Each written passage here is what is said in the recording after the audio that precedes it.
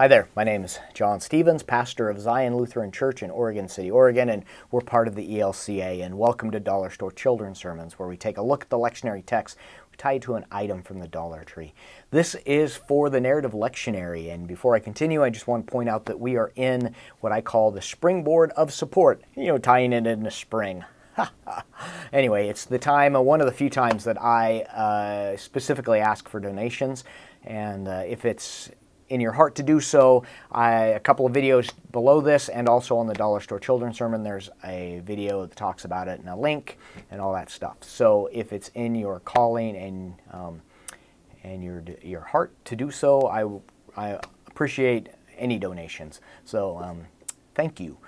Now on to the text. We're looking at the Gospel of Mark, and I said before it's for the narrative lectionary, and this is where there's a conversation, and then Jesus gets asked what's the most important commandment.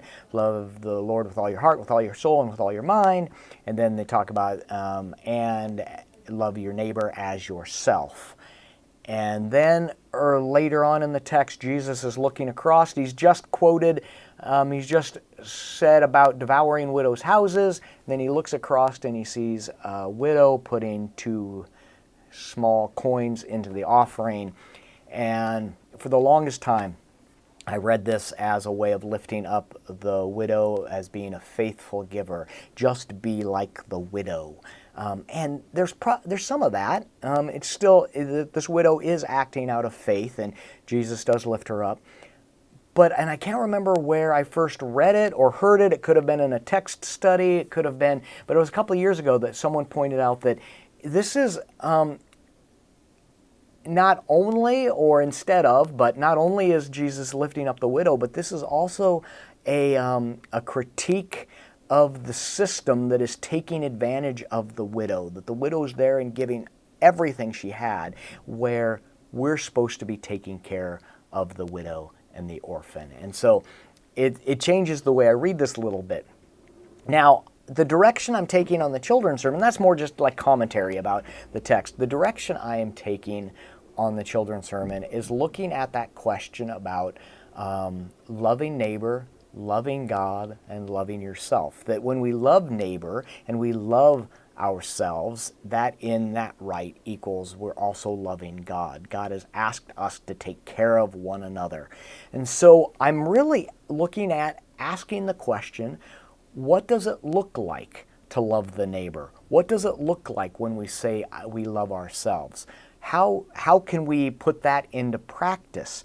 And that's really maybe the wondering, going back to the godly play about, I wonder what it looks like to love the neighbor. I wonder what it looks like when Jesus says, love your neighbor like yourself. And so if we're asked, what does it look like to like yourself?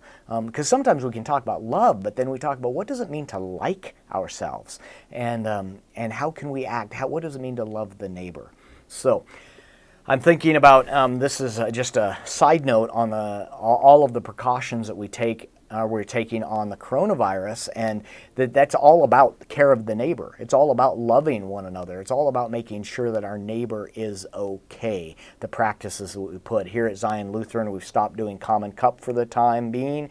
We've put our individual cups for the communion in a checkered board pattern, so there's space between that.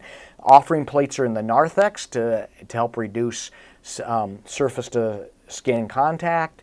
The baptismal font is dry for the time being because of the water and that. So different ways, and that alone is showing care and love for our neighbor. We love our neighbor and we love ourselves. So in a way that we show our love to God as we go, God, you've created all of this. How can we show love?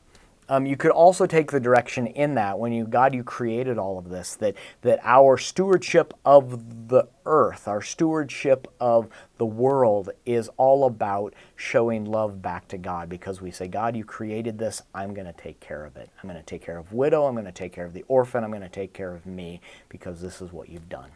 So I hope in here there's a springboard for your thinking. It's all about love. It's all about wondering. It's all about what God has called us to do, to love the neighbor and love ourselves. So there we are.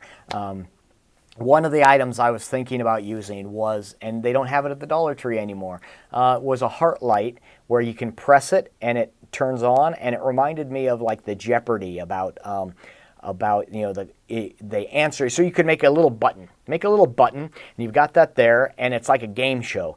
And the idea is that you give statements or answers to the question, what does love look like?